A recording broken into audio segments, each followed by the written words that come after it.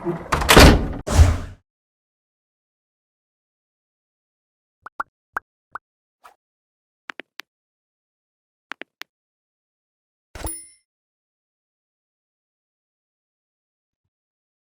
select your own language subtitle, please follow the step.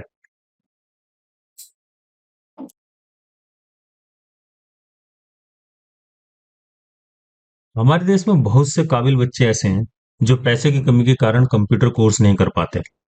हम quality detail course free of cost उन्हें उपलब्ध कराना चाहते हैं। यदि आप हमारे वीडियो को पूरा देखते हैं, लाइक करते हैं, सब्सक्राइब करते हैं, तो यूट्यूब की एल्गोरिदम इन वीडियो को उन तक पहुंचा देगी। आपका ये छोटा सा प्रयास बहुत से लोगों की जिंदगी बदल सकता है। दोस्तों, पिछले वीडियो में हमने रेंडरिंग सेटअप में जाकर लाइटिंग की जो बेसिक सेटिंग होती है उसके बारे में हमने विस्तार से चर्चा की थी। इस वाले वीडियो में वी रे लाइटिंग के बारे में बात करेंगे। वी रे लाइट के सभी टाइप यहाँ पर दिए हुए हैं। ये हमारी प्लेन लाइट है, ये डूम लाइट है, ये स्फेयर लाइट है, ये मैश लाइट है। मैश लाइट का मतलब होता है हम इसमें से किसी भी ऑब्जेक्ट को सिलेक्ट करके उसे लाइट में कन्वर्ट कर सकते हैं।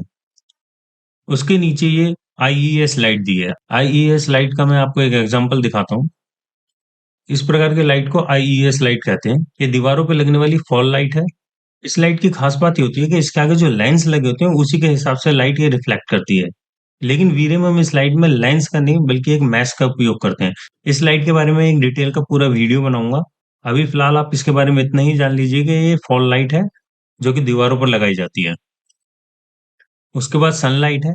इसके लिए भी मुझे एक अलग से वीडियो बनाना पड़ेगा और ये एम्बियंस लाइट है। इसके लिए भी मैं एक अलग से वीडियो बनाऊंगा। अभी हम प्लेन लाइट को देखते हैं। सबसे पहले हम प्लेन लाइट को सिलेक्ट करते हैं और नीचे की लाइट को क्रिएट कर लेते हैं। इस लाइट को थोड़ा सा ऊपर उठा लेते हैं।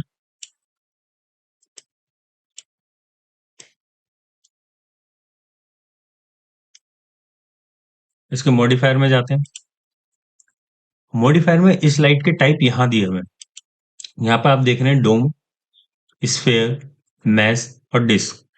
इन सारी लाइटों के डायरेक्ट ऑप्शन आपको यहाँ मिल जाएंगे। लेकिन इसमें एक लाइट है डिस्क लाइट जो कि यहाँ पर नहीं है। Disc light basically plain light का ही राउंड वर्जन है। यदि हम इसको सिलेक्ट कर लेते हैं तो हमारी प्लेन लाइट जो है वो राउंड में कन्वर्ट हो जाएगी। चलिए इस डिस्क लाइट को सबसे पहले हम मैश लाइट में कन्वर्ट कर लेते हैं। यहाँ पर मैश सेलेक्ट करेंगे। ये लाइट हमारी अभी मैश लाइट में कन्वर्ट हो चुकी है। अब इसमें से किसी भी ऑब्जेक्ट को उठाकर हम लाइट में कन्वर्ट कर सकते हैं। उसके लिए हमें मैश लाइट में जाना पड़ेगा। यहाँ पर पिक मैश का ऑप्शन दिया हुआ है। इसको एक्टिव करके किसी भी ऑब्जेक्ट या मॉडल को सिलेक्ट करके उसे लाइट में कन्वर्ट कर सकते हैं। उसके लिए मैंने यहाँ पे एक टेक्स्ट लिखा हुआ है, हम इसको लाइट में कन्वर्ट करेंगे। मान लीजिए आपके पास कोई प्रोजेक्ट आया है, किसी बार का आपको गेट डिजाइन करना है, उसके ऊपर लाइट से कुछ लिखा हुआ है, तो आप वी रे लाइट से उस टेक्स्ट को किस तरीके से इल्यूमिनेट करेंगे वो हम यहाँ पे सीखेंगे। अभी इससे पहले कि इसको सिलेक्ट करें मैं इस टेक्स्ट के बारे में आपको थोड़ा सा बता देता हूँ। ये हमने टेक्स्ट टूल से लिखा था। टेक्स्ट टूल से लिखने के बाद इनेबल इन रेंडर, इनेबल इन व्यू कोड हमने चेक इन कर लिया था। उसके बाद हमने इसको जितनी थिकनेस की जरूरत थी उतनी थिकनेस देकर इसको एडिटेबल पॉली में कन्वर्ट कर दिया है। चलिए पिक मैश को एक्टिव करते हैं और यहाँ से इस टेक्स्ट को सिलेक्ट कर लेते हैं। आपने देखा जो लाइट सोर्स था वो अब चला गया है। यहाँ से ये हमारा लाइट सोर्स बन गया है। यदि हम अभी इसको रेंडर करेंगे तो काफी ब्राइट होगा। तो पहले हम इसका मल्टीप्लायर थोड़ा कम कर लेते हैं। 30 से घटाकर हम इसे 12 कर देते हैं। 12 नहीं 15 कर देते और यहाँ से कोई डिफरेंट कलर सेलेक्ट कर लेते हैं।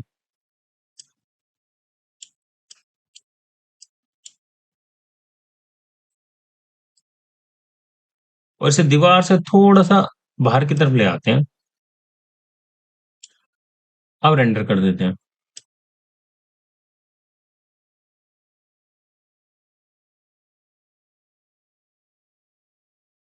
तो आप देख पा रहे हैं यहाँ पर हमारा टेक्स्ट जो है लाइट में कन्वर्ट हो गया है। चलिए इस विंडो को अभी बंद कर देते हैं। यदि आपने इसमें से किसी भी ऑब्जेक्ट को चुना होता तो वो इसी प्रकार से इल्यूमिनेट करता। आप जानते हैं हम इस टेक्स्ट को लाइट में कन्वर्ट कर चुके हैं। यदि अब हम इसे वापस प्लेन में कन्वर्ट करना चाहें तो हमारा वो वाला मैश चला जाएगा। तो इससे अच्छा तरीका है कि हम कंट्रोल जेड करके वापस अपनी पुरानी स्थिति में आ जाएं।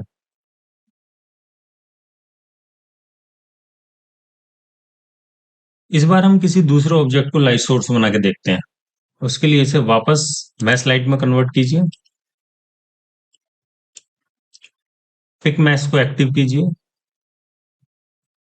और इस ऑब्जेक्ट को सिलेक्ट कर लीजिए। अब ये ऑब्जेक्ट हमारा लाइट सोर्स बन गया है। यदि हम अभी रेंडर निकालें तो ये उसी तरीके से इल्यूमिनेट होगा जिस तरीके से हमारा टेक्स्ट हुआ था। इसके एक दूसरे ऑप्शन को देख लेते हैं यहाँ पर, extract mass as a node. यदि आप इसको सिलेक्ट कर लेते हैं तो ये उस मैस की कॉपी बनाकर उसको लाइट सोर्स में कन्वर्ट कर देता है। अब इसका एक बार रेंडर निकालिए।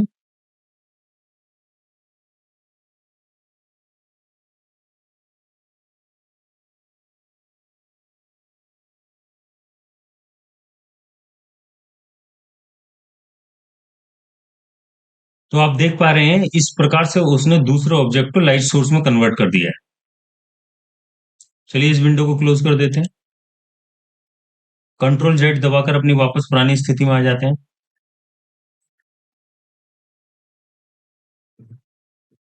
तो हमने सबसे पहले प्लेन सेलेक्ट किया हुआ था। इस प्लेन के सबसे महत्वपूर्ण जो पैरामीटर है, अब हम उसके बारे में बात करते हैं। पहला है मल्टीप्लायर।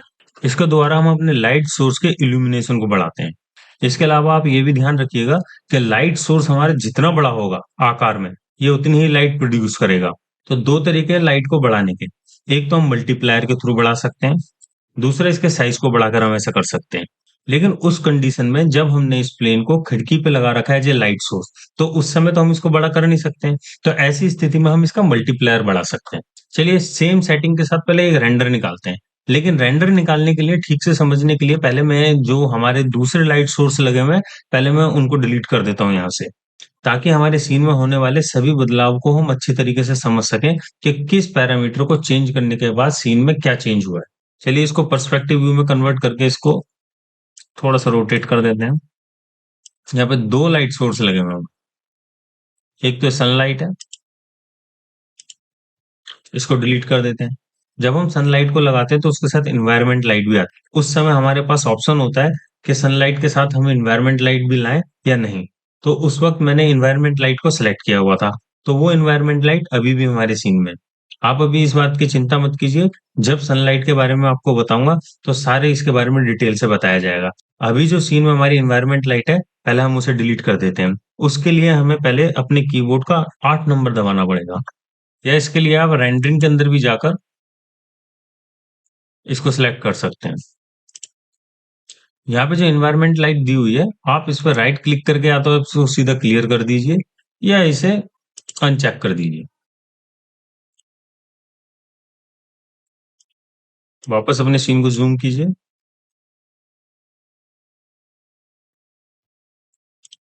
ये जो विंडो पे लाइट लगाई है इसको सिलेक्ट करते हैं और इसको भी डिलीट कर देते हैं। अब हमारे पास केवल ये वाली लाइट लाइट सोर्स रह गया है। कैमरा व्यू में जाते हैं। सबसे पहले तो इस प्लेन लाइट का साइज बढ़ा देते हैं।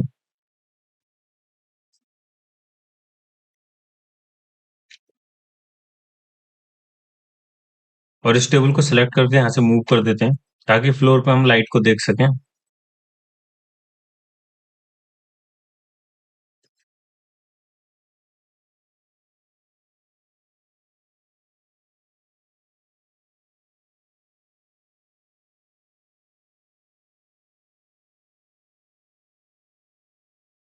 अब रेंडर सेटअप में जाके जीआई ऑफ करके एक रेंडर निकाल लेते हैं।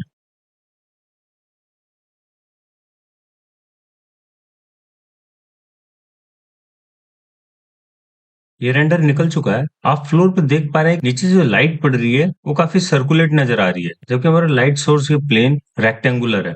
चलिए प्लेन की जगह डिस्क को सिलेक्ट करके एक और रेंडर निकालते हैं।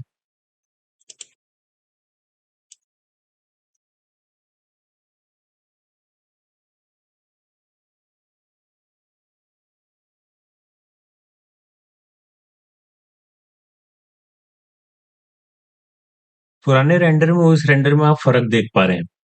प्लेन लाइट को जब हमने डिस्क लाइट में कन्वर्ट करा तो हम देख रहे हैं कि उसका साइज छोटा होने के कारण लाइट में भी कमी आई है। इस एरिया में हम देख पा रहे हैं यहाँ पे लाइट ज्यादा है। यदि हम दूर की तरफ देखें तो वहां पे लाइट कम है।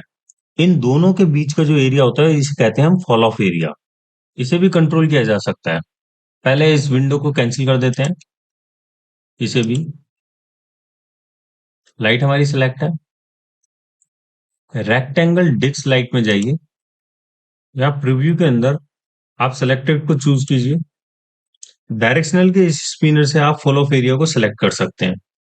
यदि हम इधर अमाउंट भरते हैं 0.5, तो इसका मतलब होता है 45 डिग्री। चलिए अब एक और रेंडर निकाल के देखते हैं। यहाँ पे आप देख रहे हैं हमारा फॉल ऑफ एरिया काफी कम हो गया है। इस बार हम यहाँ अमाउंट को 1 कर देते हैं, और अब एक रेंडर निकाल के देखते हैं। हम देख पा रहे हैं एक अमाउंट भरने के बाद हमारा फॉल ऑफ एरिया एकदम गायब हो गया है। तो इस प्रकार से फॉल ऑफ एरिया को हम अपनी सुविधा के अनुसार एडजस्ट कर सकते हैं। सीन में हमें जिस प्रकार की लाइट की आवश्यकता हो हम उस तरीके से लगा सकते हैं। फॉल ऑफ के पैरामीटर को यदि हम स्ट्रीट लाइट पे यूज करें तो हमें कोनिकल टाइप की एक लाइट वहां पे लगा सकते हैं। इसके बाद कुछ अगले और ऑप्शन देख लेते हैं।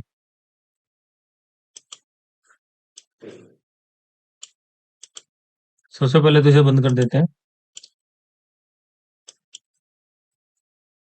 अमाउंट को वापस 0 पे सेट कर देते हैं। यहाँ पे लिखा डबल साइडेड ऑप्शन के अंदर।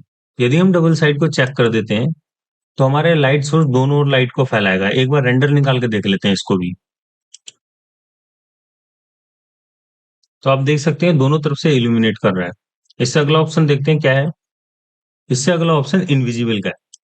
यदि हम इनविजिबल को चेक इन करते हैं तो हमारा लाइट सोर्स हमें नजर नहीं आएगा। चलिए इसका भी एक और रेंडर निकाल के देखते हैं। तो आप देख पा रहे हैं यहाँ पे हमें वो लाइट सोर्स नजर नहीं आ रहा। इसके बाद अगला ऑप्शन है नो डिके। नो डिके का मतलब होता है फॉल ऑफ एरिया का खत्म हो जाना। कोई भी ऑब्जेक्ट लाइट के पास रखा हो या दूर रखा हो, हर जगह समान रोशनी पहुंचेगी उसके पास। नो डिके का हम अपने 3D एनवायरनमेंट में ऐसे यूज करते नहीं है, फिर भी मैंने आपको बता दिया है। इसका एक रेंडर निकाल के देख लेते हैं किस तरीके का दिखता है। तो यहाँ पे आप देख पा रहे हैं कोई ऑब्जेक्ट लाइट सोर्स के पास में या दूर है, वो बराबर इल्यूमिनेट कर रहा है। तो इस प्रकार से हमारा नो डिके काम करता है। इसके बाद अगले ऑप्शन देख लेते हैं कुछ। इसके अगले जो ऑप्शन है ये मटेरियल से रिलेटेड होते हैं। इनका मैं एक अच्छा सा एग्जांपल आपको बताता हूँ। मान लीजिए हमने इसे इधर इनविजिबल कर रखा है, और अगर इसका ग्लास में हमें रिफ्लेक्शन दिखेगा तो बड़ा अजीब सा सीन लगेगा। तो ग्लास के अंदर ये रिफ्लेक्ट करे या ना करे, तो वो हम यहाँ से डिसाइड करेंगे। यदि हम इसको यहाँ पे चेक इन नहीं करते हैं तो इसका रिफ्लेक्शन कहीं पर भी नहीं आएगा। ठीक इसी प्रकार से ये दोनों ऑप्शन भी काम करते हैं, स्पेकुलर और डिफ्यूज का। जब हम मटेरियल पे काम करेंगे तब मैं इनके बारे में आपको डिटेल से बता दूंगा। इस वीडियो में इतना ही। इस वीडियो को लाइक कीजिए, शेयर कीजिए और हमारे चैनल को सब्सक्राइब कीजिए। जो नए बच्चे 3D मैक्स सीख रहे हैं उनके साथ ये वीडियो जरूर शेयर करें। याद रखो, आप देश की इकाई हो। यदि आप अपनी स्किल बढ़ाते हो तो देश एक कदम आगे बढ़ जाता है। जय हिंद, वंदे मातरम और भारत माता की जय।